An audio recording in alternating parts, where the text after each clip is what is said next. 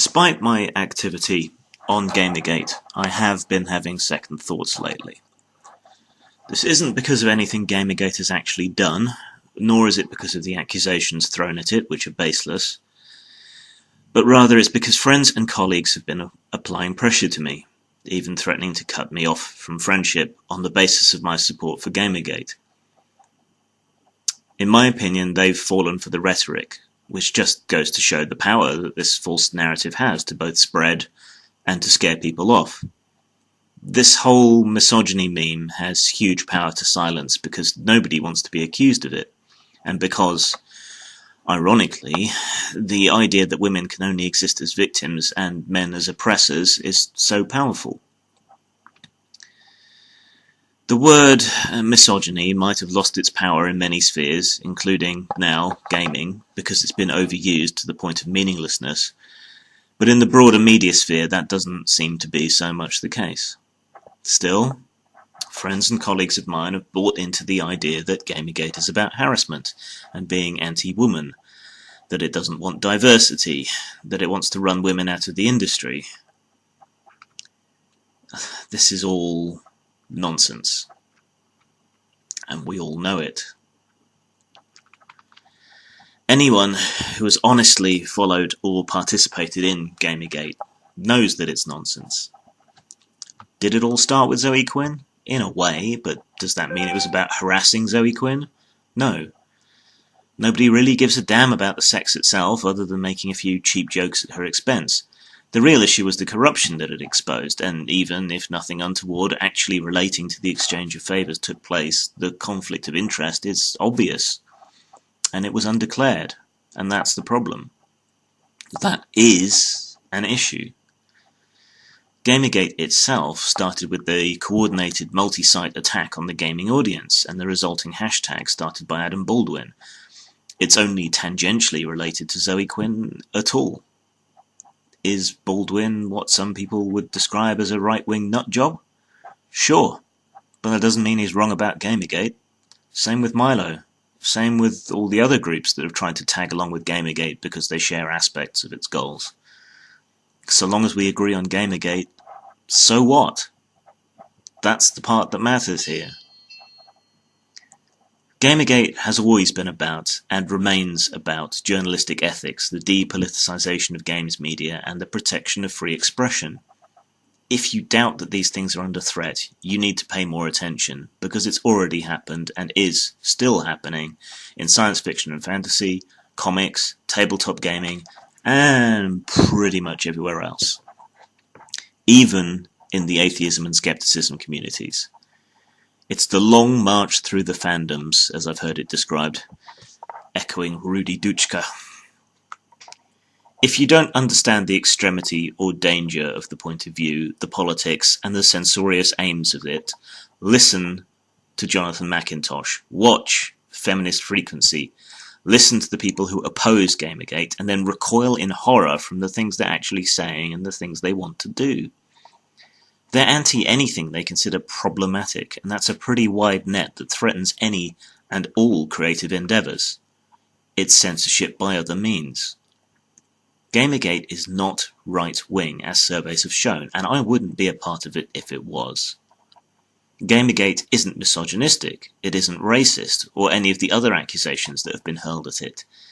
Gamergate contains people of all kinds, many of whom are tired of being spoken for, as Not Your Shield has shown. If it was any of these things, I wouldn't be a part of it. It isn't a hate group. It isn't about harassment. Trolls are always going to flock to any kind of drama. And let's not forget that people on both sides of these issues have been subjected to threats, harassment, and have had their real-life information exposed. But only one side of that story is being presented. Part of the reason these narratives are so powerful and have so much cachet, friends, is that you're buying into them, spreading them, avoiding getting involved in what's plainly and obviously the right side of this issue because of the smears against it. I mean, after all, it's a consumer revolt against attacks upon them and their hobby. And it's not anything evil. My friends, you are creators. You should be on the side of Gamergate because it is for you to leave you free to create and to leave them free to consume the things that they want to. It's to ensure that we get a fair hearing in the media.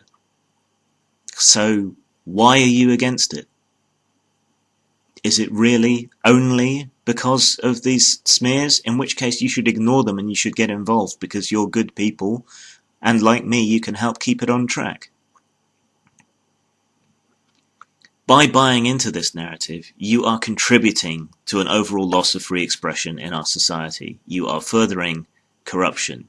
You are maintaining the status quo and a victimhood industry that is actually undermining minorities in the technological and creative fields. You're not helping them. And you have placed me in a blind. Do I stay involved in Gamergate and risk losing my friends and colleagues, or do I stay true to my ethics and core beliefs? Do I stay true to myself, my identity, and a large part of what my career and my activity has been about for nearly half a decade? In doing this to me, despite knowing me, you have triggered a fairly severe bout of depression, because I feel utterly trapped with no good decision to make. After a great deal of thought and talking things out with my therapist, I have decided that I have to be true to myself and to my moral standards, because otherwise I just honestly couldn't live with myself. If that means you can no longer be my friend, then I have to doubt that you ever truly were. If that means you won't employ me or buy my work, then I have to conclude that you don't care about ethics or free expression, and so, while I'll be sad, I won't shed that many tears. If you want me to leave Gamergate and stop going on about these things, you're out of luck. I think they're important. No, it's not I think. They are important, and they are worth protecting. You think the tag is too tainted to accomplish anything? But I see that it has accomplished things, and I see that it's only tainted by lies. Lies that you are tacitly supporting and even helping to spread by your unwillingness to get involved on the right side. The best thing I can do, in my opinion, is to stay involved. As a voice of reason, as a way of trying to keep this out-of-control behemoth on the rails and fixed on the actual issues. To try and be a good man in it, motivated and focused on making it work. You can accept that, and you can accept me or not. You can respect that I have listened, considered, doubted myself, and that you, unfortunately, are the ones that are wrong.